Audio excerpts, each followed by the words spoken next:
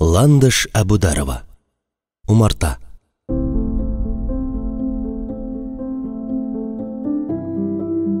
Фатыйма үлгәннән соң кызның әтисе белән арасыннан ниндидер салкынлык үтте. Тышкы яктан күрер күзгә сизелми. Бала ашарга пешереп, әтисенең алдына салып куя, өстәл артына дәшә, бергә утырып ашыйлар, бергәләшеп лапаска чыгып малларны карап керәләр. Нәкъ элеккечә сыерларны сава, бозауларны карый, Мостафа пешән кайыра, малларның астын ала. Әмма икесе дә туя, ерагая алар бер-берсеннән. Һәр кайсы бер кайгыны ике итеп, үз дөньясына бикләнә бара. Сөйләшер сүзләре көн күреш мәшәкатьләреннән ары китми, артыгын белергә теләп бер-берсенә сүз катсалар, кирәкмәгәнне әйтеп ташларлар кебек. Әниләренең җидесенә генә кайтып җитә алган абыйларына сүз куешкандай берни дә сиздермәделәр. Кемгәдер белгерткәнче үзләренең аңлашасы бар әле. Һәм алар аңлаштылар да, сүзсез генә, гамәл белән. Хатыны исән чагында Нәфисәсен байлыгы урынына күреп яраткан Мостафа кинәт кенә аны кирәкмәгән авыр йөк итеп кабул итә башлады. Фатыйма исән булса, сорар иде ул аның белән нишләргә, алга таба ничек яшәргә икәнен. Бу заманда Илсур белән Илнурына да йөк кенә булачак бит бу кыз, дип фикер йөртте ул. Алай-болай Мостафа да үлеп китсә, ничек яшәр? Шушыларны уйласа, иренең эчендә кара йыланнар шуышкандай, бөтен тәнен суыга ала. Калтырана ук башлый, җен ачуы чыга. Кемгә ачуланырга, кемне гаепләргә белми, учы белән йөрәк турысын уа.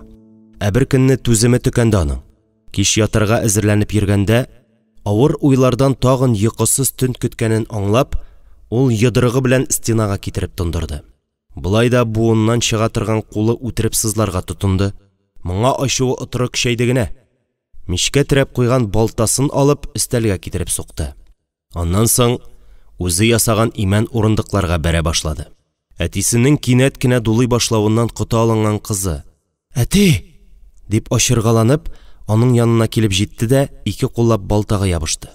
Силтәп кенә җибәрде кызын ата кеше. Нәфисә моны көтмәгән иде. Дыңк итеп мичкә барып бәрелде, бер ара тын да ала алмады. Әмма тиз арада үзен кулга алып сикереп торды да, күзенә ак-кара күренмичә, балтасын уңлы-куллы болгаган әтисен артыннан кочаклап, идәнгә егып салды һәм йөз түбән яткырып, кулларын артка каерып бәйләп куйды. "Йылан! Юха йылан!" дип асылдады тегесе. Шушы ябык кына зыйфа буйлы кызының алып гәүдәле Мостафага җитәрлек кеше барлыгына шаккатып. Ул гынамы? Нәфисә үзе дә аңламый кала. Нәкъ кирәк вакытта әллә нинди көч ташый башлый аның беләкләрендә. Үз-үзен саклау көчен мулдан биргән аңа табигать. Мостафаның тынычланганын күргәч, кыз аның кулларын шишеп җибәрде. Үзе дәшми-нитми генә өстәл, урындык ватыкларын җыярга кереште. Ир исә гарләнеп келәткә чыгып китте. Бераздан көч-хәл белән ишек яңакларына тотына кайтып керде. Мостафа исерек иде. Сыгылмый гына сынды Мостафа. Катага шулай тиз сынучан була шул. Ул икенче көнне дә айнымады, өченче көнне дә, һәм Нәфисә аның айнымаячагын Мостафаның үзенә караганда яхшырак белә иде. Ник дигәндә, Нәфисәнең үзенең дә бу турыда уйлаганы бар. Көзгегә караган, үзенең гүзәллеген күргән, җанын телгәләгән сорауларга җавап таба алмаган саен, аның җир йөзеннән югаласы, вакытлыча булса да, башында кайнаган уйларны сүндереп куясы килә иде. Ләкин ниндидер бер эчке тоем белән ул бу дөньяда аек, хәзер бигрәк тә аек булырга кирәген сизенә иде. Гади кеше кебек яшәргә тумагач, гадилектән түбән төшеп үлсенмени? Ә Мостафа чамасын югалтты. Көннән-көн исереклек баткагына батып, дөньядан ваз кичүе генә җитмәгән, кадерләп үстергән кызына да көн күрсәтми. Нәфисә аның җикеренеп дәшүенә ияләште инде. Ияләште дип авызын томалап куя алмый бит инде ул әтисенең. Әтегесе кызы каршы дәшмәгән саен отыры кызды. Элегрәк качып кына эчә иде, хәзер инде уялмыйча көмешкәсен өстәл өстенә куеп, стаканга тутырып сала да, гылт-гылт итеп авызына куя. Аннан соң Нәфисәгә: "Җырла!" дип җикерә. Баштарак җырлый иде кыз. Җырласам бәлки күңеле йомшарыр дип өметләнә иде. Әтисенең исерек авызын кыйшайтып, мышык-мышык ялаганын күреп, җырының ахырына җитә алмый, үзе дә сулкылдап бетә, яшьләренә тончыга башлый. Әтисе моны күреп: "Шыңшыма!" дип җикерә. Кыз тагын җырлый, тамак төбе белән сузып-сузып. Җырлаганда еламаска өйрәнде. Мостафа исә артында башын иеп утыра да, өстәл артында гына йоклап китә. Кыз аны караватына илтеп салып, эчке бүлмәгә кирип ята. Үзенең хәле-әхвәле турында ул абыйларына зарланмый, авылдашларына да белгертергә ашыгып бармый. Түзә ала бит әле. Мостафаның өендә ишеп ятуы турында хәбәр бик тиз таралып өлгерде. Бу вакытта инде исереклек гадәти хәлгә әйләнгән авылда моңа әллә ни гаҗәпләнмәделәр. Киресенчә, эшсез калып, өйдә ятарга мәҗбүр булган, хатыны үлгән, малайлары китеп олаккан, кызының кем икәне билгеле түгел ир өчен бердән-бер юл кебек тоелды ул авыл кешеләренә. Хәтта теләктәшлек белдерүчеләр дә табылды. Кайберләре өйгә дә ияреп кайта башлады. Нәфисә туганнан бирле бу өйдә сер яши иде. Ияреп кайтучыларга иң элек менә шушы кызык. Ә бәлки сернең төбенә төшеп булыр. Шибәр дип әйтәләр бит шул нәмәрсәне. Күз кырые белән генә бер күрергә иде шуны. Мостафаның да келәтендә төпсез кые бар диярсең. Кешеләрнең келәтендә бал да, ачы бал да әллә кайчан бетте инде. Моныкында бал да, көмешкә дә җитәрлек. Зоя кыя белә көмешкәне, сүз дә юк. Көннәрдән бер көнне Мостафа кемнәрнедер күрше авылларда булса кирәк. Кайчандыр үзе өй салып биргән дусларын ияртеп кайтып керде дә, үзе алданрак кирип, Нәфисәгә ияге белән генә ымлады. Чыгып тор, дию иде. Нәфисә карашында күтәрмәде, өстенә әнисеннән калган мамык шәлне бөркәнде һәм 2 телем ипи алып аскы өйгә. Кайчандыр әтисе бердән-бер кызына яратып, шаһзадәләр генә яши торган итеп салган сарайга төшеп китте. Син миннән бу киң дөньяны күпсендең, әниемне алдың, әтиемнең яратуыннан мәхрүм иттең. Бердән-бер шушы йортым калды, аны да күпсенмә, дия, эшеннән генә Ходайга ялына атлап кирде ул үзенеке дигән өйнең бусагасыннан. Төпсез кые кебек иксез-чиксез караңгылыкка чумарга әзерләнгән күккә карап сорады. Августның ул төнендә әллә нинди хәвеф барлыгын сиздереп, офыкларны кызыл төскә манчып ажаган уйнады. Иртәнгә таба кемдер Нәфисәнең ишеген какты. Авыр ишекне ашыгыбрак ачып җибәрдеме, кемдер башы белән бусагага килеп бәрелде. Иртәнге кунакны күрүгә Нәфисә үзе телсез калды. Баскыч идәнендә канга батып әтисе ята иде. Бираздан Мостафа Нәфисәнең кулында жан бирде. Үләр алдыннан гафу үтенде. Мин үзем аларны үтерә идем. Кулымнан балтам төшеп китте, кулым тотмады бит, кулым, дип үзгәләнде. Үзеңне сакла, кызым Нәфисәм, диде дә тынып калды. Нәфисә аның күзләрен генә йомдырды. Өске өйгә менеп җиткәнче ул теге кара шымырт күзле аккыш белән бергәләп әтисенең кан изеннән барды. Мостафаның бирегә төшеп җиткәнче күпме каны аккандыр да, күпме гомере шушы юлда узгандыр. Өске өйдә исә әтисен үтерүчеләр берни аңламаслык хәлдә булып йоклап ята иде. Туып үскән нигезендә алай гына да түгел, шушы киң дөньяны алыштырган тар гына өйдә Нәфисә өчен изге урында оятсыз рәвештә аунаган әдәм актыкларын күрде дә сыгылып төште. Юк, бу күренешне күңеленнән мәңгегә дә җуя алмаячак ул. Әле кайчан гына әнисенең үле гәүдәсе яткан караватта битен сакал баскан какча гәүдәле бер ир чалкан ята. Авызы ачык, нечкә иреннәре аркасында ул кара чыкыр булып күренә. Эчкә баткан яңаклары аны тагын да тирәнәйтә кебек. Бөкреле борыны читтән караганда тагын да очлырак тоела. Маңгае маймылныкы кебек чыгып тора. Әйтерсең лә бу әдәми зат түгел, әҗәлнең үзе. Мустафа кебек алып белән бил алышу авырга туры килгәндә, инә өче кадәр генә көче артыграк булып, аны җиңгәннән соң хәлдән таеп йокларга яткан. Һәм йоклаганда ул гүя әкрен-әкрен генә кеше кыяфәтен югалтып, асылына кайта бара. Икенче ир яшерәк булса кирәк, ләкин эчә-эчә анысының кыяфәте кантарлы балчыкта үскән бәрәңге кебек кыйшаеп беткән. Нәфисә кичә кич әтисе артыннан керүчеләрне эш шәүлә дип күргән иде. Буларның берсе каядыр юкка чыккан.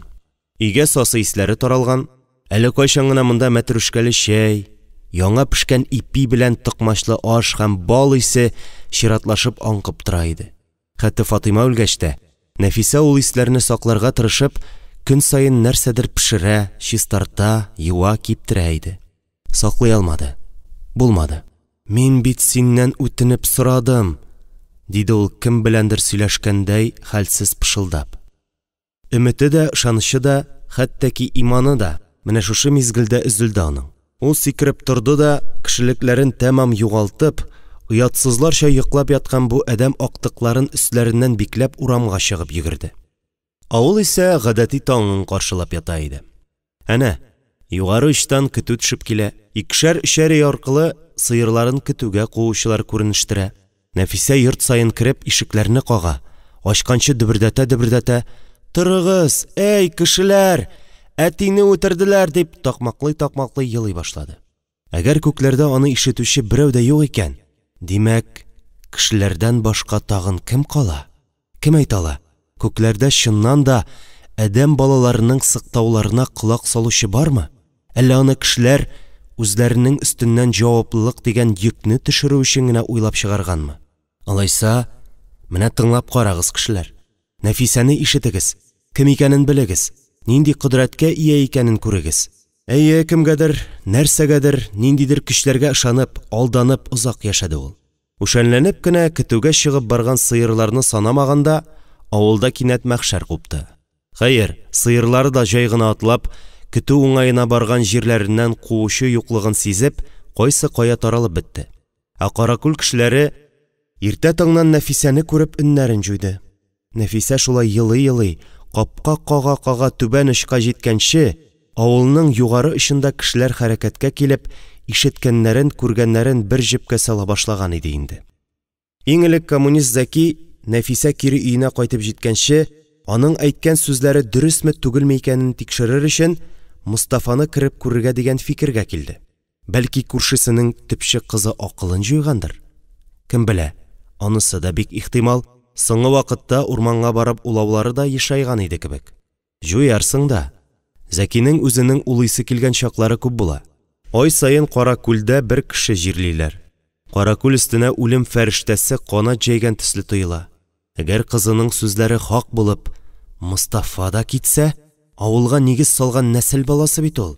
Начар фал бу, начар. Шулай дип уйлана Мустафаның капкасын ачып кергәндә, Зәки аларның өенең ички ягыннан дөбердәткән тавышны ишетеп җиңел сулап куйды. Нәфисәнең саташуы гына булган икән. Дия, бикле ишекнең келәсен төшереп җибәрсә, тегеннән атлы бәрелә чыгып килүче ике ят кешене күреп янә хафага төште. «Мустафа кайда?» дип сорады ул, сез кемнәр диясе урынга. Хәер, бераз гына төсмерли дә кебек. Районга җыелышларга барганда күргәләгәне бар кебек буларны. Зәки киң күкрәге белән каплап ишек катына әлеге хөрәсәннәр каршына басты. Тукта, Нәфисә җитди сәбәп булмаса, урамга кеше арасына чыкмас дигәне алыштырды аның беренче уен. Тегеләр акмак килә башлагач, ул аларны ике кулы белән эчкә төртеп җибәрде дә, «Мустафа кайда?» дип кычкырды. «Тиз булыгыз!» Тегеләр бер-берсенә карашып җилкә сикертте. Ул да булмады. Зәки артыннан сулышы кабып диярлек Әхмәт килеп керде. «Әхмәт, Нәфисә хаклы булса кирәк. Тот буларны бер кая да җибәрмә, мин Мустафаны эзлим», дип, Зәки үй эшен күздән кичерде дә ашыгып чыгып китте. Аскы өйдә тапты ул күршесенең мәетен. Ул арада Нәфисә бушанып диярлек Инҗибикәнең капкасына килеп кагылды. Күзләре күрмәсә дә, авылда ниндидер бер хәвеф барлыгын сизгер колагы белән ишетеп, Инҗибикә кызның каршына үзе чыгып килә иде. Нәфисә аны күрүгә туктап калды. Ә сукыр хатын киресенчә, тораташтай катып калмыйча аңа якын ук килде дә Нәфисәнең битенә кулын сузды. Аннан соң ике кулы белән дә кызның күзләренә, маңгаена, чәчләренә кагылып алды һәм аны тәмам өйрәнеп чыккач, «Нәфисә кызым, синме?» дип сорады да, кыз әйе дип җавап биргәнче, аны ныклы куллары белән үзенә таба тартып китереп кочаклап алды. Кыл кебек киерелгән тәне шунда гына үз-үзен тоярлык хәлгә килде кызның. Инҗибикә апасының кочагында җылы, ышанычлы рәхәт иде аңа. Бу күкләрнең җавабы иде. Кешеләр аша килгән җавабы иде. Мустафаның кырыгыннан соң Нәфисә Инҗибикәне үзе янына яшәргә алды. Ул көнне алар ике йортның ишегенә йозак илде. Инҗибикәнең гомер иткән нигезенә һәм Нәфисә туып үскән өйгә. Аларның бергә яши башлавына авыл бер сагайып, бер мыскыллап карады. Тора-бара ияләштеләр, шулай булырга тиеш кебек кабул итәргә күнектеләр. Хәер, шулай яхшырактыр да әле. Алар яшәгән өй урамнан читтә, артык игътибар итмәсәң, бер авыл дип уйламассың да. Берсе тумыштан сихырчы, икенчесе карт сихырчы. Үзләре безгә тимәсәләр, без аларга тимәбез диебрәк килештеләр. Шулай җайга салынган инде. Дөнья ничек кенә салуламасын, Каракүл тизрәк күчәргә утырга тырыша. Тотырыклылык эзли. Аның өчен кемнең кем, нәрсәнең ни икәнен белергә кирәк. Иркенләп билгесезлектә яшәргә вакыт юк. Һәр яңа күренешкә тышкы билгеләренә карап тамга сугасы. Аннан инде риваятә дә үсеп чыга. Менә бу икәүнең дә сихергә тырнак очы кадәр генә катнашлары булмаса да, тирә-якка сихерче дигән даннары тиз таралды.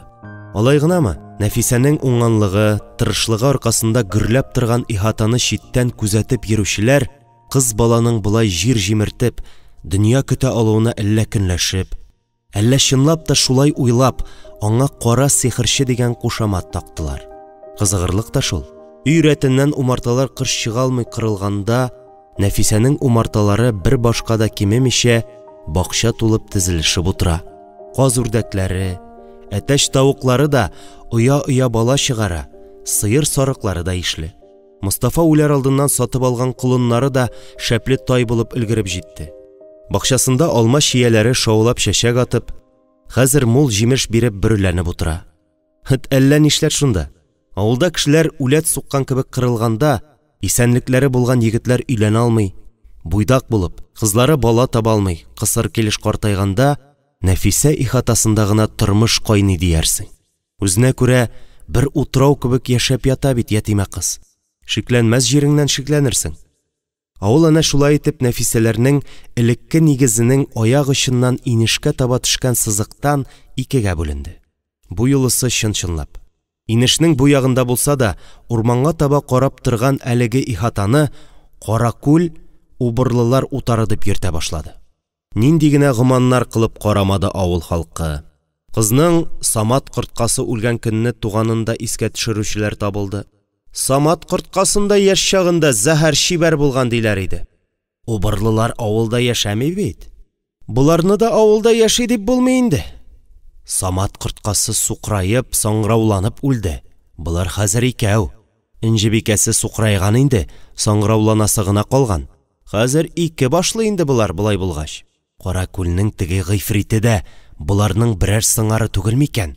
Кара әле, Инҗебикәсенең теге мәчесе яшәрде бит әле. Берсе карт мәче, берсе яшь мәче булып йөрмиләр микән алар? Кара, берәм-берәм шүпли бит булар безне. Каян килсен аларга шундый кудрәт? Юк сүз сөйләмә инде сихерче дигәч тә. Кибеткә җыелган халык бер ара әнә шулай сүз куертып алды. Бары тик Ләйлинур әбинең оныгы Әхмәтнең генә моңа ышанасы килмичә, Нәфисә исемле кызның кем икәнен беләсе килеп, төн йокылары качты. Убырлылар утары көннән-көн аның игътибарын ныграк җәлеп итте. Сәер килеп чыга бит әле бу. Убырлылар утары дип исем тактылар тагуын. Читтән караганда Нәфисәләр утары Гөлбакчаны, ә авыл киресенчә әкиятләрдәге убырлы биләмәсен хәтерләтә. Кара инде бу урамнарны. Бушап калган нигезләрне кычыткан белән әрекмән, алабута баскан. Һәр өй каршына күләгә өчен утыртылган юан тупыл, иянкә агачларына сайыскан, шәүкә, карга ише кышлар уялап, көне-төне чыркылдашып, каркылдашып, йөрәккә шым салып тора. Кая карама шунда бәйдән ычкынган. Урам буйлап ничек теләсә шулай йөрергә гадәтләнгән этләр, теләсә каян ташыган сарык тәпиләре, бызау тыяклары аунап ята. Соңгы елларда тагын да киңәйгән зират инде авылга килеп терәлде дә, иске кыймасы кыйшаеп, бер көнне кытыптан искән көчле салкын җилдә авып төшкәч, ыржаеп сискәндереп, исән кешеләргә карап тора башлады. Ничек кенә әйләндереп карасаң да, ничек кенә күпчелеккә иярергә тырышсаң да, аяк акыллы кешегә аерманы күрми калу мөмкин түгел. Нәфисәне читкә тибәрергә түгел, киресенчә, үзебезгә аның артыннан барырга кирәктер бәлки. Менә шулар турында сөйләшәсе, шуларның төбенә төшәсе килде Әхмәтнең. Ничекләр генә Нәфисә белән сөйләшү җаен табасы. Тапты ул аны. Хат итеп язды да, Нәфисә йокысыннан уянганчы килеп, кызның ишегенә кыстырып китте. Нәфисә таң белән торып, ишек ярыгыннан ак хәбәр булып үзенә изәп торган хатны күргәндә, Әхмәтнең әле изе дә суынып өлгермәгәндер. Кыз хатны алуына әллә ни аптырамады. Ачып укыганчы билгеле.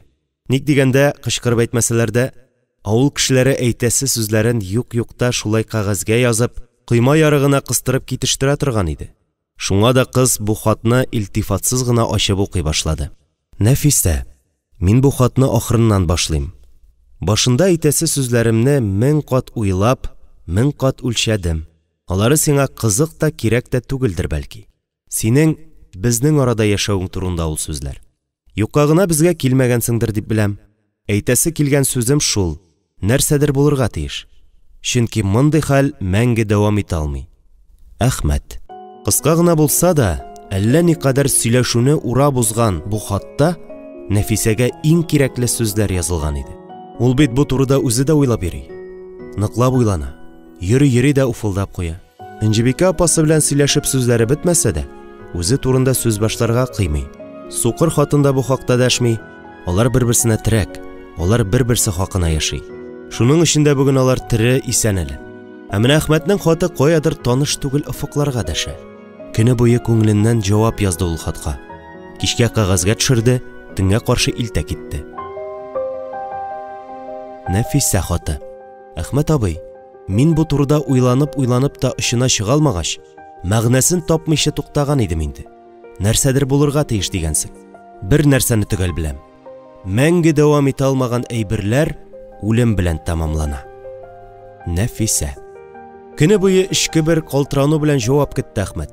Кояш офык сызыгына килеп терәлеп, көнбатыш тарафта җәелгән ахшам кызыллыгы егет йөрәгендә дә ут дөрләтеп җибәргәндәй итте. Минут сайын кул сәгатенә карап, офыктан күзен алмыйча булдырда басып торганнан соң, ул күктә берәм-берәм кабынган йолдызларны саный башлады. Телсез калса калыр. Бөтен тәнен моңа кадәр таныш булмаган әллә нинди бер тойгы биләп алып катып калса калыр. Әмма Нәфисәгә бер күз сирпеп калырга тырышыр. Аның сүрәтен күңеленә бикләп куяр хит. Кыз аны өнсез итеп, теләсә нишләтсен. Бары тик бу билгесезлеккә чик куелсын. Киче дә, төне дә гашыйклар төне сыман тып-тыныч. Йолдыз санарлык кына бит ичмасам. Гүя нәкъ менә шушы көнне тылсым булыр. Әкиятләрдә генә була торган мөгъҗизалар чынбарлыкка әйләнер кебек. Күкрәгендә ут ялкын булып яна башлагач, ул түзә алмыйча өйгә кирип су ичеп чыгарга булды. Әнә шул мизгелдә Нәфисә аяк астында бармак башы кадәр бер таш кузгалган тавыш та чыгармыйча, җиңел-җиңел атлап килде дә, хатын капка ярыгына кыстырып, кайтып та китте. Әхмәт аны чыгып алганда, ул тыкрыктан борылып өлгергән иде инде. Аппак кагазгә тип-тигез итеп төшерелгән хәрефләргә карап та сокланып туя алмыйча торды Әхмәт. Нәфисәнең үзен искиткеч гүзәл диләр. Үзе генә түгел, ул ырынган һәр нәрсә камил ләбаса. Бу кыз дөньяга камиллек үрнәге булып килгән. Тик сүзләре генә артык гади хакыйкатьне ирештерә. Хәер, Нәфисәдән нинди җавап көткән иде соң ул? Җаваптан бигрәк аның кызны юатасы килгән иде. Кешеләрдән аерылып яшәргә дучар ителгәнгә, ул бу кызны ни өчендер жәлләргә кирәк дип уйлый иде. Һәм жәлли дә иде. Шуңа да икенче хат булайрак итеп язылды. Нәфисә, үлемгә ялгызлык хас. Ул һәр кешегә аерым килә. Ягъни адәм баласы теге дөньяга үзе генә китә. Ләйлинур әбием анда киткәнче үк инде бу дөнья йөгеннән бөтенләе белән арынган иде диярлек. Ахиратныкын белеп булмый, әмма фани дөньяда үлемнән өстенрәк әйберләр дә бар. Кешелек шулар белән яши. Үлемнән өстенрәк нәрсәләр булганга, кешеләр үзара мөнәсәбәтләр кора, бергәләшеп яши. Сиңа да шуны әйтергә теләгән идем. Синең безгә кушылуыңны телим. Ләкин моның ничек мөмкин икәнен генә әйтә алмыйм. Һәм үземнең көчсезлегемне танырга мәҗбүр. Тик шуны белеп тор. Син үзең генә түгел. Һәр хәлдә мин бар әле. Әхмәт. Тора-бара бу икәү арасындагы элемтә көннән-көн ныгыды. Алар икесе дә түземсезләнеп, бер-берсеннән җавап көтеп ала башлады. Нәфисә өчен Әхмәт белән сөйләшү, чираттагы кеше заты белән аралашу тәҗрибәсе булса, Әхмәт өчен ул бөтенләй яңа дөнья. Хәтта ки яңа планета ачуга тиң иде. Ул шүлдә әрле-бирле йөреп адашкан, һәм инде өметсезлеккә биреләм дигәндә, акылга сыймаслык мөгъҗиза урынына пәйда булган шишмәдән йотлыгып су эчкән кешене хәтерләтә иде. Күпме эчсә дә, сусыны басылмый. Басылганчы эчеп, шишмә яныннан китсә, тагын шүлдә адашачагын. Монда калса, ялгызлыктан үләчәген белгән дәрвиш шикелле көн дими, төн дими, ике арадагы сукмакны тапты. Җитмәсә, ике тәлинкәсенә ике дөнья салынган бизмәннең Нәфисә ягы көннән-көн үзенә тартып, Әхмәтнең күңелендә кызгану белән игелеклектән өстенрәк башка хистә бөрләнеп маташа иде. Әхмәт үзендә таулар күчерердәй көч артуында тоя иде әле җитмәсә. Менә шунысы куркыта да инде Әхмәтне. Көнгә күренмәс көмеш сылуны коткарырга килгән пәһлеван егетнең аждаһага гашык булуы кебегрәк килеп чыга түгелме соң? Нәфисәнең чираттагы хаты тагын да уйландырырлык иде. Әхмәт абый, мин авыл кешеләреннән читтә яшәргә мәҗбүр булсам да, Каракүлемнең һәр сулышын тоеп торам. Алай гына да түгел, мин үзем шушы авылдыр сыман. Һәр хәлдә мин туганнан соң Каракүл элекке Каракүл түгел инде. Нәфисә. Кызның кыска гына хатларын Әхмәт зур табышмак итеп кабул итә. Аларга җавап эзләгәндә, егет чигә тамырларында шаулап аккан канның кайнарлыгына кадәр тоя кебек. Әгәр дә бу кыз үзен Каракүл итеп тоя икән, димәк, ул үзенең бу җиргә бирегүе, аны ташлап бер адымда китә алмавы белән килешкән. Чыннан да, авыл үз-үзен ташлап бер кая да китә алмый.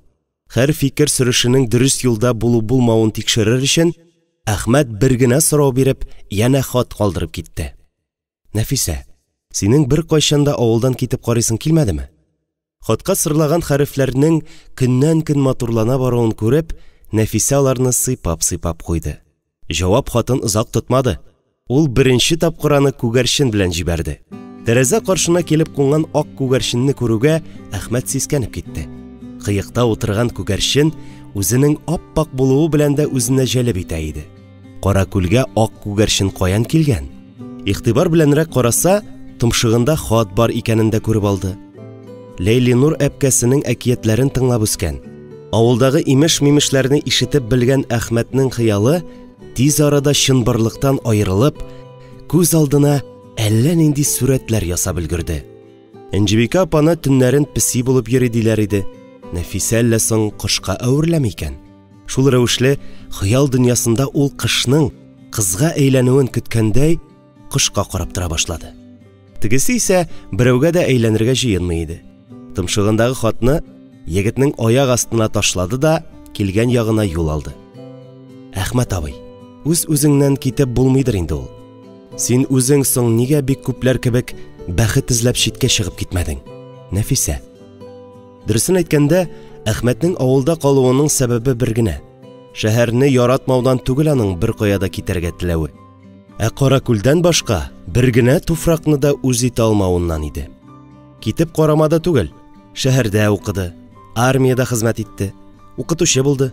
Һәм укуы беткән көнне үк өзелеп сагынган авылына мәңге аерылмаска дип кайтып төште. Ләйлинур әбисенең иске өен сипләп, башка чыкты да үз көнен үзе күрә башлады. Районга эш белән барырга кирәк булганда да ашкынып кайта иде ул. Каракүл аны әллә нинди үзгәрешләр белән көтәдер кебек. Әмма авылда аның ашкынуын аклардай берни дә юк. Ул кайтканчы гүя яфрак та селкенмәгән чаклар була. Салмак тормышның үзгәрешләре күзгә бәрелеп тормый. Акылы белән чамалый ул моны.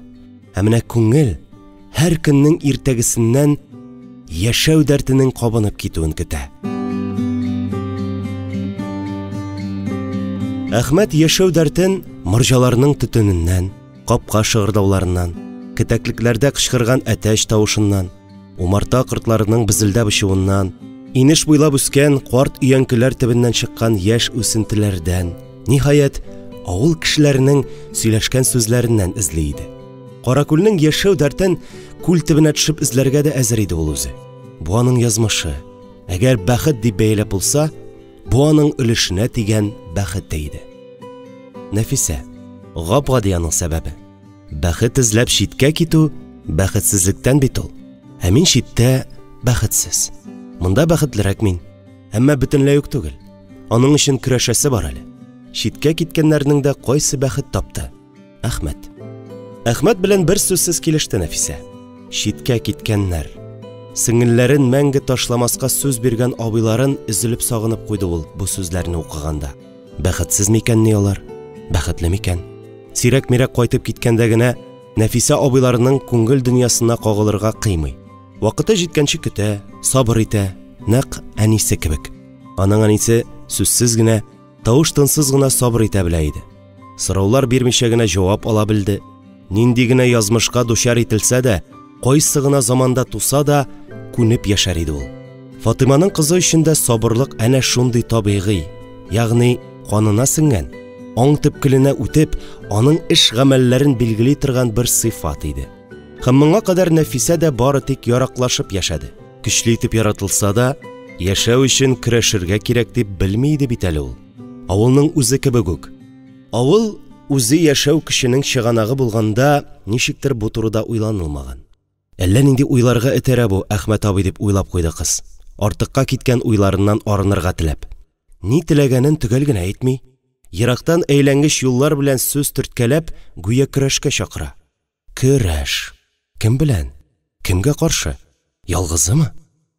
Әхмәт абый, көрәш асылда үзең теләгәнчә үлү хокукын даулау. Минем чиракта мин туганда ук җиңеп туганмын. Миңа хәтта сайлау иреге дә бирелмәгән. Алай гына да түгел, мин үземнең кем икәнемне дә белмим. Нәфисә. Нәфисә. Ул хокук синдә бар. Ә менә нәселеңнеке, кавымыңнеке бармы? Моның өчен Каракүлдән тагын күпме әле корбан китәргә тиеш. Көрәш үзең теләгәнчә яшәү хокукы да ул. Шуны онытма. Син үзеңнең кем икәнеңне белми торып, яшәүеңнең мәгънәсен дә белә алмаячаксың. Сиңа туганда ук шундый зур көч бирелгән. Ә син үлем турында сүз куертасың. Әхмәт. Әхмәт әле бу хатына тагын бик күпне өстисе иде. Мәсәлән, хатның менә бу сүзләре язылган бите Нәфисәнең күгәрчене тәпиенә эленмичә калды. Без бик озак телсез дә, күзсез дә бал-бал булып яшәдек. Баш күтәргән саен безнең башка сугып тордылар. Телсезлек һәм хәрәкәтсезлек, күндәмлек безнең канга сеңгән. Иелгән башны кылыч кисми, дия без үлмәскә, исән калырга өйрәндек. Ә исәннәр яши-яши әйләнә тирәгә җайлаша, яраклаша. Һәм менә кым сәгатен әйләндереп куяр вакыт җитте. Бездә исән калу гены шул кадәр көчле ки инде. Хәзер без үзебез кешеләрне телсез калдыра башладык. Буларын Нәфисәгә ирештерергә иртәрәк әле дип уйлады яшь мөгаллим. Ялгыз кыз бала җилкәсенә артык зур җаваплылык булыр иде. Соңгы хат барыбер Нәфисәнең дөньясын гына да түгел, аның таяну ноктасын әйләндереп куйды. Ул үзенә урын тапмыйча әле әрле-бирле йөренә, әле сәгатьләр буена бер ноктага текәлеп утыра. Әле җен кебек өермәләр кузгатып эшләп керә, әле дөньясын онытып, йокысына уй. Шулай атнадан артык вакыт узды. Әхмәт җавап хаты көтеп булгач, инде тәмам ашау-эчүдән һәм йокыдан калгач, аяклары үзеннән-үзе Нәфисәнең капкасына алып килде аны. Бу вакытта Нәфисә 3 көн 3 төн керфек тә какмый үткәргәннән соң арып-талып йоклап кына киткән иде. Әхмәтнең дөбер шатыр капка каккан тавышына да уянмады. Аның каравы Энҗебикә җәһәт кенә чыгып капканы ачты. Күрмәсә дә Әхмәтне теге яктан "Нәфисә, ач капкаңны" дигән тавышыннан таныган иде инде ул. Ник килдең? Энҗебикәнең талканы коры иде. Әхмәтне моңа кадәр ничек кенә ихтирам итсә дә, ул аның Нәфисә белән хат аша аралашуын белә. Соңгы хаттан соң Нәфисәнең үзгәрүендә дә бары тик егетне генә гаепле иде. Нәфисә кайда? Сорауга каршы сорау гына алды сукыр хатын. Күзләрем күреп, укый ала торган булсам, ул хатны җир тишегеннән эзләп табып укыр идем. Әгәр Нәфисәне рәнҗетә торган бер сүз булса, Энҗебикә апа, бер начар сүз дә язмадым. Шуңа да борчылып килүем иде. Кайда ул? Күрсәт аны миңа. Миңа аның тире икәнен белү кирәк. Йоклый ул, диде хатын, бераз йомышара төшеп. Әхмәтнең начарлык белән йөрмәвен аңларлык кына зихене бар әле аның. Шулай да кыз янына да үткәрәсе юк. Ул адымнарын санап кына атлап артка чигенде дә ишек катына басты, бер кулы белән ишек яңагына тотынды. Нәрсә яздың син аңа? Ни өчен шулай бик бетернә ул бала? Әхмәт соңгы хатын яттан белә иде инде. Узган атна-10 көн эчендә ул аның һәр сүзен меңәр кат бизмәнгә салып үлчәде. Энҗебикәгә укыганда итеп сөйләп күрсәткәч, хатын нәкъ күрә торган кеше кебек иттереп, каршында торган егетнең күзләренә бакты. Һәм нишләргә тиеш инде ул бала? Син моны ничек итеп күз алдыңа китерәсең? Белмим, Энҗебик апа. Белсәм, тагын гына нәрсә эшләргә кирәк икәнен әйтер идем. Менә нәрсә, энем. Үзең дә күтәрә алмаган йөкне бер гөнаһсыз кыз бала җилкәсенә генә аударып калдырма. Бу дөньяның күзгә күренгән хәтлесе генә хак. Калганы исә хакыйкый түгел димәгән. Күзгә күренмәгәне дә җитәрлек икән аның. Ышан минем сүзләремә. Ә хәзер бар. Нәфисәне башкача борчып йөрисе булма. Ул үзенә үзе хуҗа. Энҗебикә шулай дип ишекне бикләп кирип китәргә ниятләгән иде. Әхмәт ике арага аягын тыгып өлгерде. Энҗебик апа, мин бит аңа начарлык теләмим. Киресенчә ярдәм итәсем килә. Аңа ярдәм итәргә теләүчеләр күп булды инде. Изге ниятләрнең барысы да изге гамәл белән тәмамланмый. Әнә, үзенең абыйлары да сеңелләрен тоткынлыктан коткарабыз дип, кайсы кая чыгып киттеләр дә, хәзер сак белән сак кебек көн күрә. Ә минем Камилем дөнья буйлап гыйлем истәп йөргән дәрвиш көненә калды. Ни оясы юк, ни кунар җире. Берәр кайчан кайтырмы ул безгә бөтенләйгә? Әхмәт бу сорауга җавап биреп тормады, тизрәк үзенекен әйтеп калырга ашыкты. Соң Нәфисә бит шушы авылга нигез салган нәсел баласы. Бу сүзләрне әйткәндә, Энҗебикә капылт кына ишекне ябып өлгерде. Шулай да егетнең сүзләрен ишетте ул. Нигез салган имеш. Дөньяда андый кан юк. Әнә, патшаларның да геннары белән кулларның геннары арасында бер нинди аерма юклыгын галимнәр әллә кайчан раслады инде. Туталарда мин кемдә син кем дип күкрәк сугалар, барысында кешеләр үзләре уйлап чыгара, дип уйлады ул ишекне эчтән бикләгәндә. Нәфисә йоклап ял итеп торсын әле. Калганын үзе хәл итәр. Ә ул әлегә аны янына берәүне дә якын җибәрмичә сакларга тырышыр. Капканы теге яктан ябып чыкканда исә, Әхмәт ныклы бер карарга килде. Телсезлекнең чиге булырга тиеш, дип хәл итте ул. Дәшмичә яшәү түгел. Дәшәр вакыт җитте. Һәм чаң сукты. 3 көн, 3 төн уянмыйча йоклап, ниһаять иртә белән күзләрен ачканда, тәрәзәдән кергән кояш нурлары аны иркәләп калырга ашыккандай мулдан ташы иде. Игә яңа пешкән тәмле ипи исе таралган.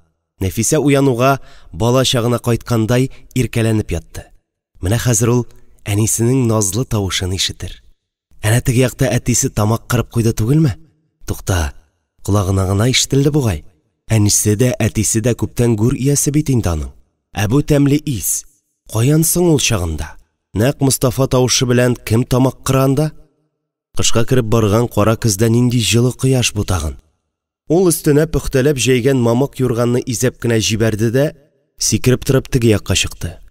Я Хода, икесе дә, Илсур абыйсы да, Илнур абыйсы да түр бүлмәгә керә торган ишек төбенә икесе дә ике якка урындык куйганнар да Нәфисәнең йокысын саклап утыралар.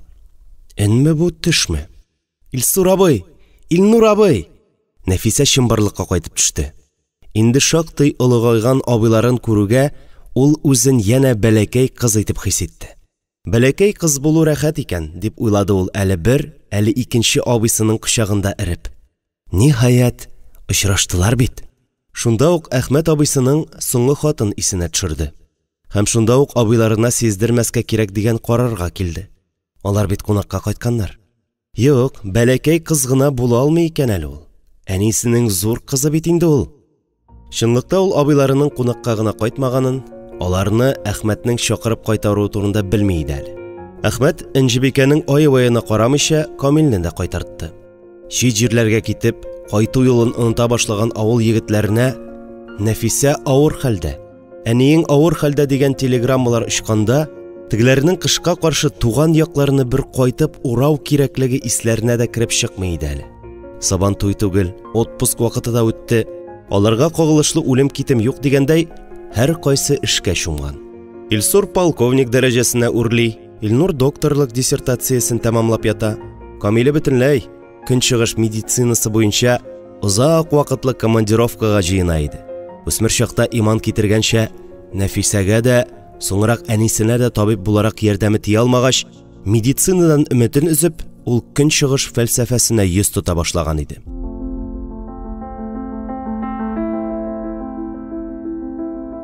Озын юлны кыска итеп, Каракүлгә иң элек Камил кайтып төште.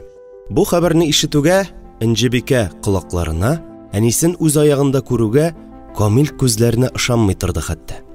Баштарак алар Әхмәтнең бу кыланмышын ахмаклык дип кабул иттеләр. Энҗебикә улын күрүенә эчтән генә шатланса да, авылдашын шелтәләгән булды. Бер атлы Илсур белән Илнур кайтып җитте. Илсур беренче тапкыр хатынын да ияртеп кайткан иде. Нәфисәне күргәч, телсез калмасын дип, төп йортның ишеген ачтылар, мишкә ягып өйне җылыттылар. Энҗебикә белән Камил дә үз йортларына төшеп китте. Шулай итеп, авылда бер юлы ике йорттан йозак алынды, морҗаларыннан төтен күренде. Баштарак алар чыннан да Әхмәткә ачулы иде. Аның эше беткәндер лә ул, диештеләр. Нәфисәнең 3нче көндә йокысыннан айный алмавын күргәч, пушаманга калдылар. Сеңелләренең тигез сулышына карап, тагын бераз көтәргә булдылар. Һәм ул торып, нәкъ элеккечә күзләрен уа-уа алар каршысына чыгып баскач, сөенечләреннән күңелләре җырлап җибәрде. Бу очрашуга алар чыннан да бик шат иде. Ә менә Әхмәткә ахмаклыгы өчен җавап тотасы бар иде. Син нәрсә кыланып ятасың ул? Диде Камил, иң беренче булып керәкрешкә. Ләйлинур әби өенә алар өчәү бергә килделәр. Әхмәт аларны көткән иде, әзерләнеп торды. Сезне ничектер? Ә мине Нәфисәнең язмышы борчый, диде ул. Камилнең соравына җавап итеп әйтсә дә, Илсур белән Илнурның күзләренә карап. Каракүлдә сеңлебез өчен борчылып торучы булуына без бик шат. Димәк, аны кайгыртучы бар. Анысы өчен рәхмәт. Тик син ни хикмәт белән безне җыйдыңсың? Дип, сабыррак булырга тырышып сүз башлады агай-эненең өлкәне. Әллә берәр әмәлен таптыңмы? Каракүлдә соңгы вакытта булган хәлләр турында ишетеп беләсездер инде. Дип сүзне икенчегә бургандай башлап китте Әхмәт. Егетләр бер-берсенә карашып алдылар. Шуннан, диде Камил, түземсезләнеп. Һәм, анда минем катнашым юк, дияргә ашыкты. Илнур сагая калды.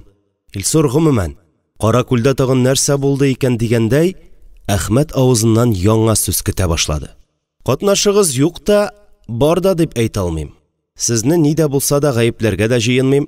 Мин бары тик уйланырга, нәтиҗәләр ясарга һәм шуңа карап нәрсә дә булса эшләргә, хәрәкәт итәргә, гамәл кылырга чакырам.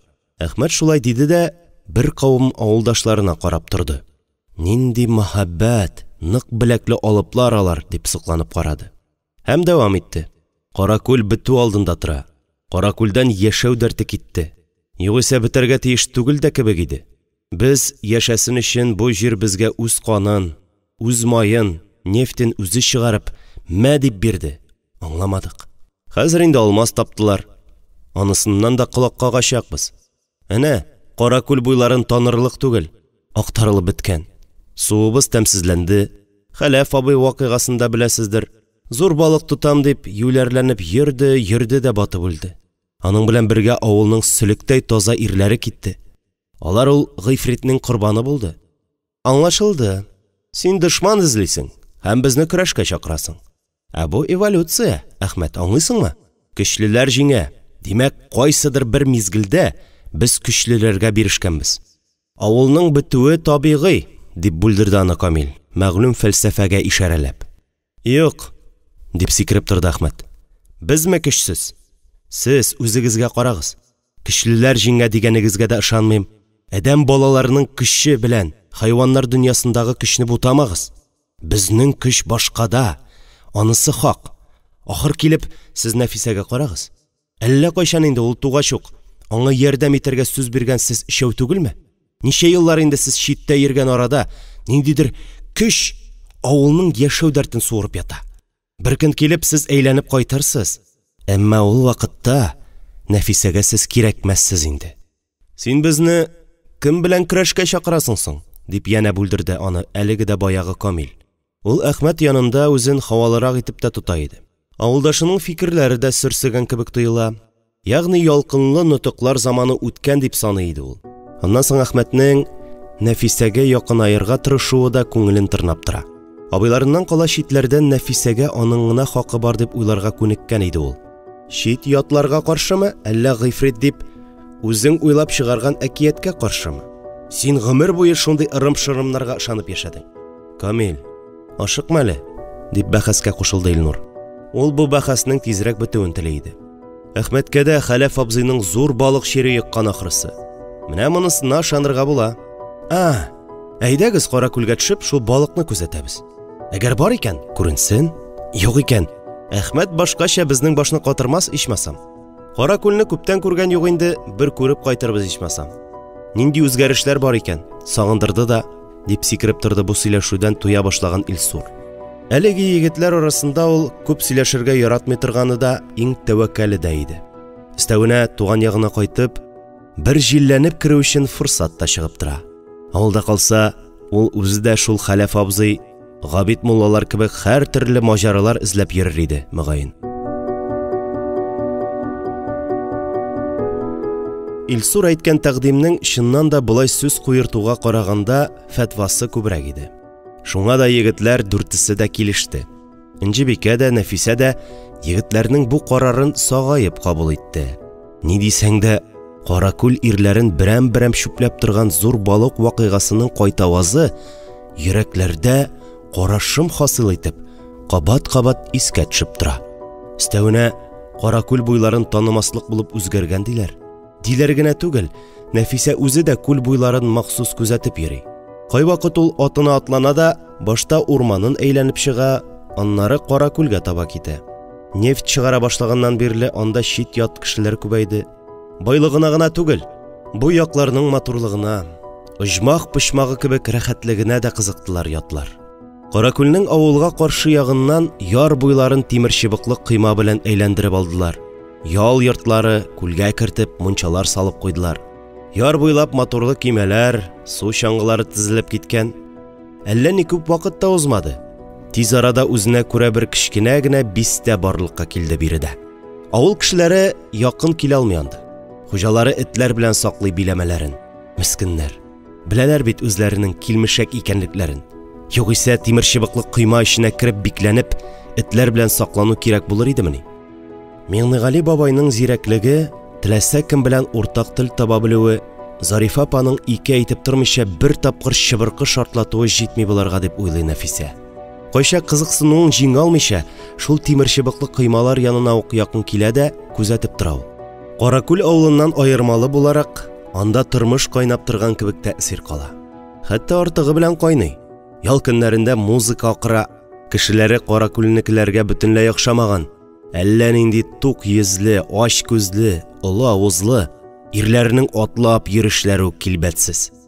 Куллары аяклары белән бер озынлыкта диярсең. Әнә шул куллары белән тормышны мөгезеннән алып селкиялар. Тәмук уты кебек озын телле ялкынга ялатып, учакта сарык түшкәсен шул киегенә әйләндерә кыздыралар. Тәмук казаны кадәр зур чанда яңа гына тоткан балыкларыннан уха пешерәләр. Тәмук утында чыжылдаткандай итеп, ташында пар биетеп мунча керәләр дә, яңа гына шул тәмук утында пешереп алгандай кып-кызыл булып килеп чыгалар һәм туп-туры күлгә сикерәләр. Ә үзләре шушылай яшәүне оҗмахка тиңлиләр. Нәфисә кайчагаларны кызык та иткәли.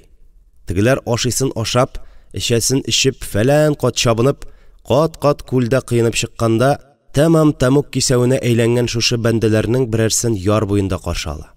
Тегеләр катып калгач, ул тиз генә атына атланып кайтыр юлга кузгала. Җәннәтне кредитка алып яшәгән бу адәмнәр айныгач та оныта алмый хур кызының ошбу сурәтен. Аны тагын күрәсе килеп, алар янә шушында килә. Янә хур кызын күрергә өметләнеп, 7 кат тәмук казанын урый.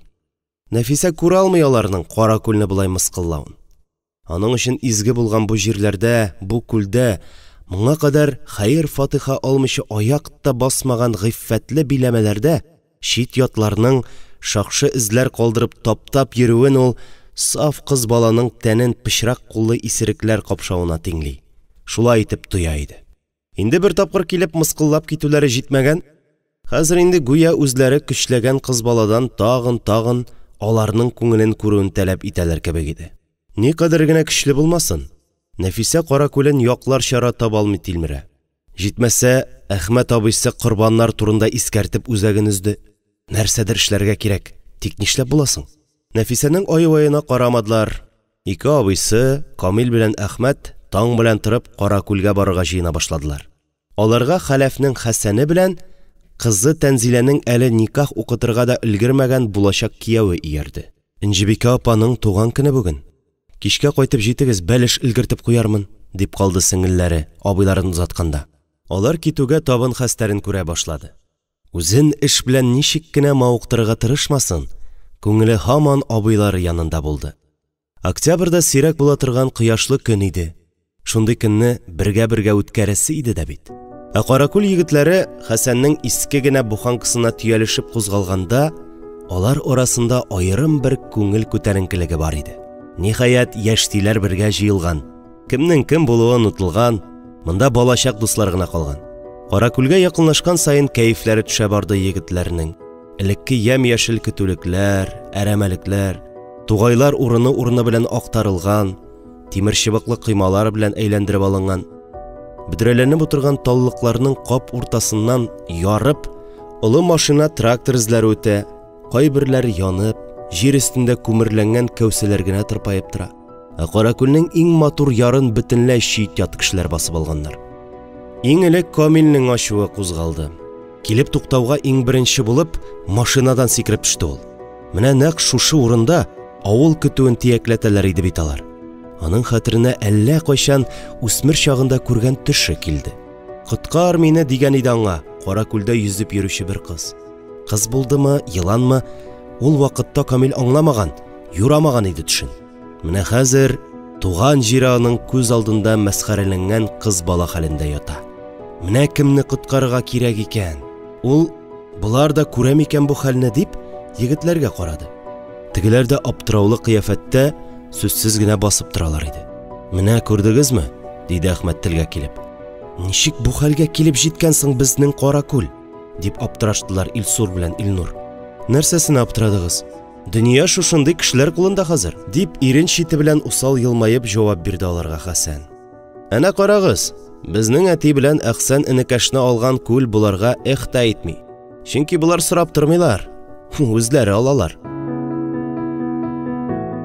Камилнең бу әдәмнәргә биредә кем хуҗа икәнен аңлатасы килә иде. Булай гына бирешергә ярамый дип кытыртты ул. Әле кайчан гына көчлеләр җиңгә дип фәлсәфә куерткан егет йодрыгын төйнәп тегеләрнең капкасына китереп типте. Кемнең көчле икәнен күрсәтер вакыт җитте. Күрүгә үк оясыннан атылып чыккан алабай эт абалап өрә-өрә буларга ташланды. Камиланы буазыннан эләктереп алды да гипнозлап җиргә яткарды. Бу таныш булмаган кабилә кешеләре кичкә ниндидер бәйрәмгә әзерләнә иде. Ахыры кыланмышлары ниндидер үтә дә мөһим йолага әзерлекне хәтерләтә. Арырак эш белән мәшгуль булып, әрле-бирле йөргән кешеләр туктап буларга карап тора башлады. Берәүләре, булары түбәнрәк статуслы кешеләр булса кирәк, алъяпкычлы эшче киеменнән ит чаба, балык чистарта, мунча яга. Берәүләре терраса өстәле артында калын юрганга төренеп, бутын-бутка куеп ашап-эчеп утыра. Хатын-кызларын санамаганда 15-20ләп кеше булса кирәк үзләре. Капкадан шулай әрсезләнеп килеп кергән 6 егетне күрүгә, тегеләрнең түгәрәк кояшларына күләгә төшкәндәй туктап калдылар. «Сез кем?» – диде берсе сикереп торып, һәм буларга таба атлады. «Ә сез кем?» – дип сорауга сорау белән җавап бирде аларга Камил, һәм Илнурга ымлады. «Янәсе әзер тор. Сез шәхси биләмәгә бәреп кирдегез. Шуңа күрә дә беренче сез җавап бирергә тиеш», – дип итәгатьле итеп сөйләшергә тырышты теге адам. Камил аңа шулай ук итәгатьле итеп салкын гына елмайган булды. Кем икәнлекләрен булай әйтергә теләмәсәләр, әйттеребез дип уйлады. Һәм кулы белән тегенең битен сыпырып төшкәндәй итте. Тегенең күзләре томаланды, ул Камилгә таба ава башлады. Гипнозчы егет аны тотып калды. «Ашыктың», – диде Илнур шул вакыт. Аларга таба бер көтү алъяпкычлы кешеләр йөгерә иде. Кайсы пычак, кайсы балта тоткан. «Сез килмешәкләр, монда без хуҗа, бу безнең туган җир», – дип тамагын ярып кычкырды аларга Камил. Алып кебек 6 егет аларны башта берәм-берәм кул очында бөтереп, очырып кына торды. Әмма тегеләргә ярдәм килә торгач күп тә үтмәде, егетләрне 6-сын бер рәткә тезеп, бәйләп, бу биләмәдә үзен хуҗа дип санаган адәм алдына китереп салдылар. «Хуҗа була белмәгән хуҗага мал әрәм», дип тончыга-тончыга канәгатьлек белән ыржайды кабилә башлыгына охшаган түрә. Калын юрганыннан бер кулыңна чыгарып, сыра йота-йота. «Минем туган көнгә мондый ук гладиаторлар сугышы көтмәгән идем. Рәхмәт импровизация өчен», дип як-ягына караңгылап кыланып баш иде. «Хәзер буларны нишләтәбез инде? Бәйрәм табынына чакырырга кирәк», дип хихылдады берсе. Араларында клоуннары да бар түгелмесең? Шулай хәл ителде. Теш авышканчы аларны бәйләгән көйгә әрдәнеләп өеп, караңгы бер бүлмәдә тоттылар да, мәҗлес башланыр алдыннан чыгарып, иң зур йортка озын итеп көйләгән өстәл янына утырттылар. Кулларын чишмәделәр. Камилнең күзен дә бәйләделәр, гипнозламасын янәсе. Һәм бер туктаусыз көлә-көлә аларның авызларына аракы койдылар. Тегеләр исереп беткәч, машиналарына утыртып чыгарып җибәрделәр. Иртәнге кояш төш җитәрәк тоныклана башлады. Кичкә таба күл ягыннан болытлар бер-берсен кыйнаша-кыйнаша авыл өстенә агылды. Кинәт суытып җибәрде, севермә җил чыкты. Бераздан яңгыр яварга тотынды. Аннары ул кытыршы кар булып себерергә тотынды. Нәфисә көннең бу үзгәрешләрен шаккатып борчылып күзәтте. Никләр генә кайтмыйлар соң инде? Шушындый һава торышында нишләп кенә йөрмәк кирәк? Ул шулай абыйларын ачулана янә күкләрдән рәхим-шәфкать сорады. Кичкә таба атына атланып Кара күлгә юыртты. Ул бер тапкыр шулай күкләргә ышанып әтисен югалтты инде. Күкләр үзләре аннан нәрсәдер таләп итә ахрысы.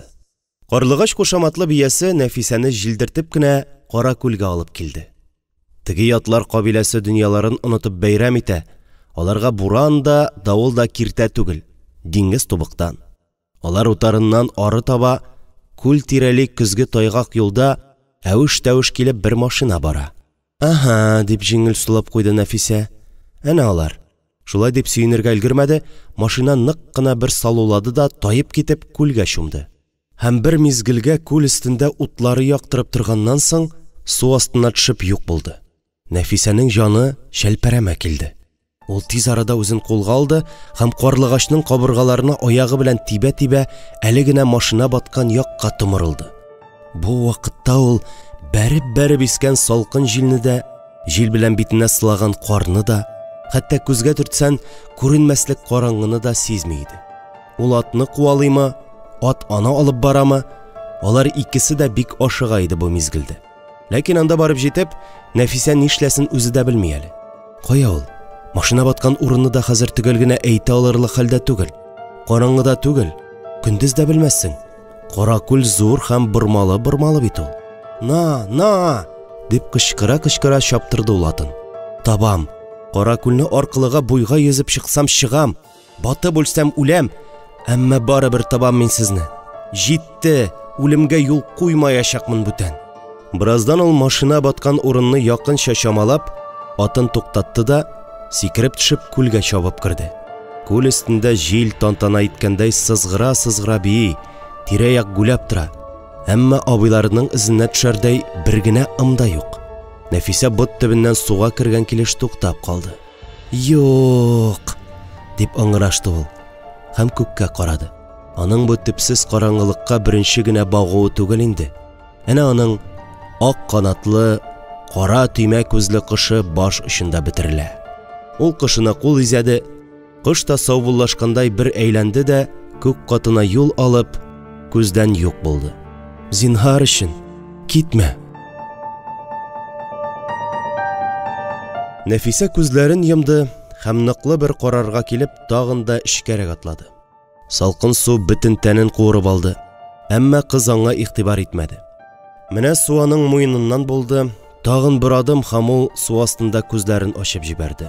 Шул вакытта ул үзе янында ниндидер хәрәкәт абайлады. Зур балык дигән уй сызылып үтте аның башыннан. Хәләф абый хаклы булган икән. Ул ихтыярсыздан кулларын җәеп, йөзгән кебек хәрәкәтләр ясады һәм өскә чыкты. Тирән итеп сулыш алды. Шул вакыт үзеннән уң якта 20 адымнар тирәсе ераклыкта абыйлары утырып киткән машина калыкты. Бераздан машина бөтенләе белән су өстенә чыкты. Ул зур балыкның сыртына утырган иде. Нәфисә нишләргә кирәген бик яхшы аңлый иде инде. Ул машинага таба йөзеп барды. Зур балыкның кыйрыгына таянып өстенә менде.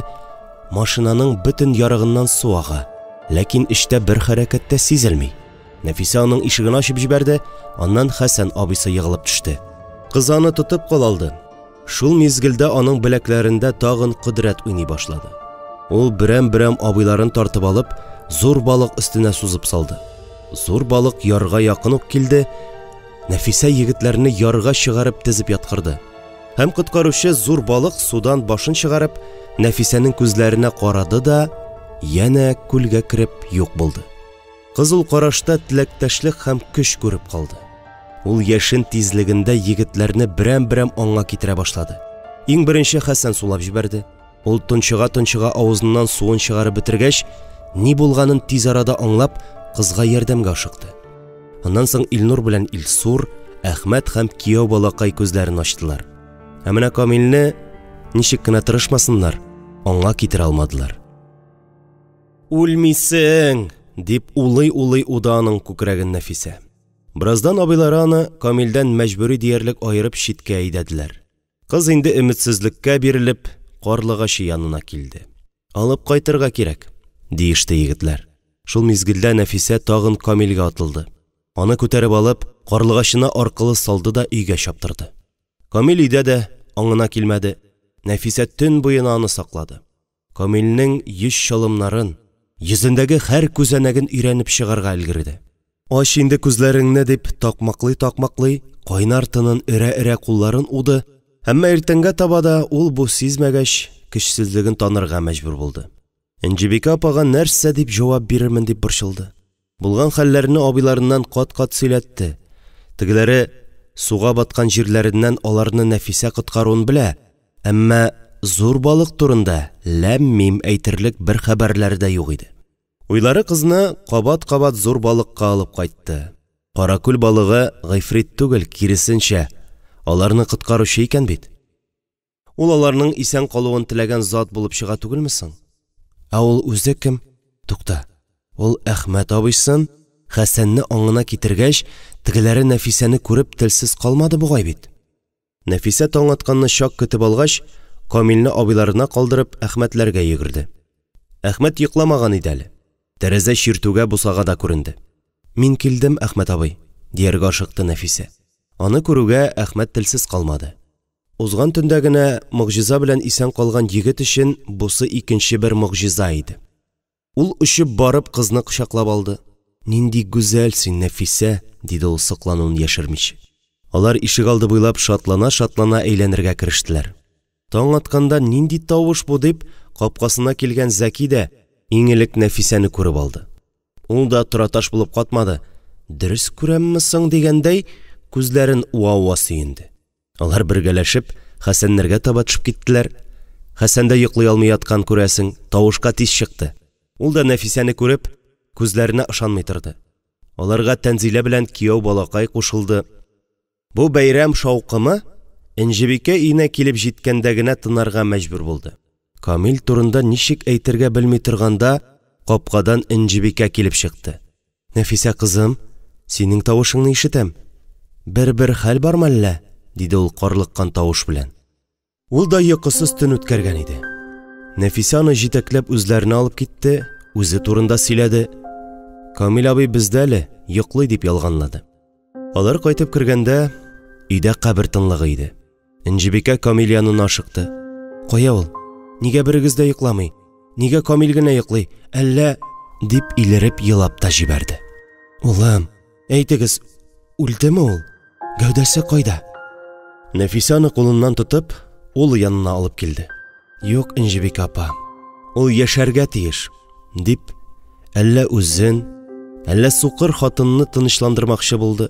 Илнур да табиб буларак ананы ышандырырга тырышты. Бираздан алар ана белән улын икесен генә калдырып, яшь җиңге белән танышырга дип, өске өйгә менеп киттеләр. Иртән мәгълүм булган бу вакыйгалар телдән телгә күчеп, тиз арада бөтен авылга таралды. Камилнең хәлен белергә дигән булып, авыл кешеләре Мостафалар капкасын какты. Бер очтан яшь киленне дә, Нәфисәне дә күрделәр. Аның ничә еллар буе риваятләргә кергән матурлыгына сокландылар. Сихерче түгел икән бит аларның авылдашлары, киресенчә, куш йөрәкле батыр кыз икән. Камил генә менә авыр язмышлы бала булды инде дип уфтандылар. Әнә шулай итеп бер шатлыклы, бер кайгылы хәбәр белән кайтып китте килгән кеше. Энҗебикәнең дугалары беләнме, әллә вакыты җитепме, Камил кичкә таба күзләрен ачты. Идәнгә утырып, моңаен улының кулына куеп, авыз эченнән дугалар пышылдаган әнисен күреп аптырап калды. «Әни, диде ул беренче сүз әйтеп. Улам, Энҗебикә сикереп торды. Сине үлә дип торабыз бит. Син исән? Дип кычкырып җибәрде ул улының тавышын ишетүгә. Әнисенең бу сүзләреннән айнып китте Камил. Кичә булганнарның барысы да исенә төште аның. Әйе, ул исән. Калганнар исәнме? Дип сорады ул Энҗебикәдән. Исән. Нәрсә булды? Камил булган хәлләрне әнисенә сөйләп бирде. Эй балалар, дип күз яшьләренә чыланып, тагын да ныграк үксергә тотынды Энҗебикә. Мустафалар иенә синең хәлне белергә дип, бөтен авыл килеп китте инде. Менә үлә дип тордылар. Бу сүзләрне ишетүгә Камилнең йөрәге тагын да ярсыбрак тибәргә тотынды. Юк, үлми әле ул. Ул исән. Аның тизрәк исәнлеген белдерәсе килә иде. Камил атлып диярлек булдырга чыгып басты. Тире икәнлеген иңелек үз-үзенә раслар өчен күкрәк киреп сулу алды. Көзнең боз исе кергән салкын һавасы җылы канны уятып үпкәләргә төшеп утырды. Авыл өстенә эленгән кичке тынлыкка да үзеңнең тире икәнлегеңне расларга кирәк иде. Камил ишек катына ук терәп куелган кабакка җен ачуы белән китереп типте. Менә ни өчен кайтырга кирәк булган икән аңа.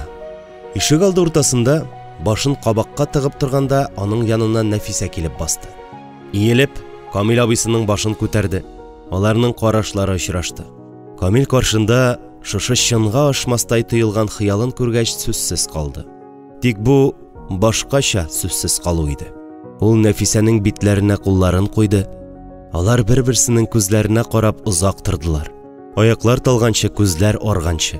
Шушлай кара-каршы күзгә күз басып торганда, алар яңа тормыш турында уйладылар. Ымсындырып, үзенә тартып торган мөлдерәмә тормыш турында. Иртә белән халыкны Габид мулланың азан тавышы уятты. Җиназа укып туйдым, дип аңлатты ул бу яңалыгын. Камилнең үлем йокысыннан айнуын белгән авылдашлары аларга күчтәнәчләр ташыды. Кем бал алып килде, кем прополис, кем балавыз дигәндәй. Быел бал бик уңган иде бит. Авыл тантана итте.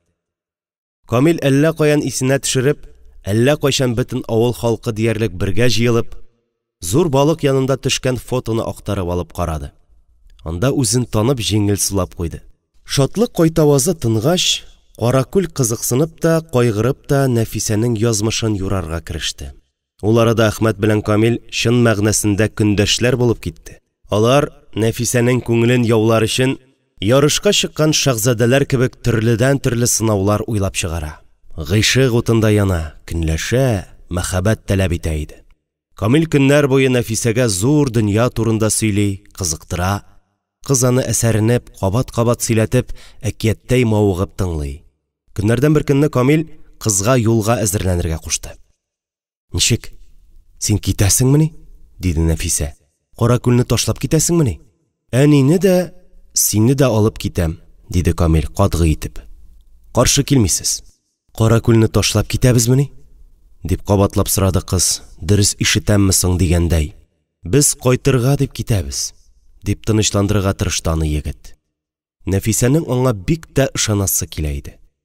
Тик бер тапкыр ул Камилгә дә, абыйларына да ышанды һәм аларны югалта язды. Син китәр өчен кайтмаган идең бит. Нәфисә шулай дип üzгәләнде. Мин моннан китсәм, үземне югалтачакмын, ә миңа үземне табарга кирәк. Камилнең үзеп-үзеп, кисеп-кисеп әйткән сүзләренең җеп ұшы аның йөрәгендә уйнаган бураннарга тоташа иде. Үзен хуҗаларча иркен тоткан теге түрә сүзләре аның колагына гына түгел, йөрәгенә үк уелып калган иде. Хуҗа була белмәгән хуҗага мал әрәм, диде ул. Дөрес әйтте. Баштарак исән калу шатлыгыннан авылын беренче күргәндә яратып, сокланып йөргән иде ул йөрүен. Озакламый егетнең җаны чарасызлыктан, үзенең көчсезлеген танудан үрсәләнә, бәргәләнә башлады. Әле кайчан гына монда мин хуҗа дип чит ятларны иркетеп маташкан иде. Кем хуҗасың? Хуҗа булып нишли аласың ул? Мин көчле дип күкрәк төю беләнмени? Әнә, хәзер сөйгән кызын саклар кеше дә юк аның. Шуңа да китүне, әнисендә Нәфисәне дә үзе белән алып качуны бердән бер чарасы дип уйлады ул. Вакытлыча китәм, хуҗа булып кайтыр өчен, көч туплар өчен дип юатты үз-үзен. Китәр көне җиткән сайын, күңелендәге шик төене кысыла барып, җанын сызлата иде Нәфисәнең. Юл чатында калу җиңел түгел икән. Көн сайын саубуллашырга дип күл буена килә ул.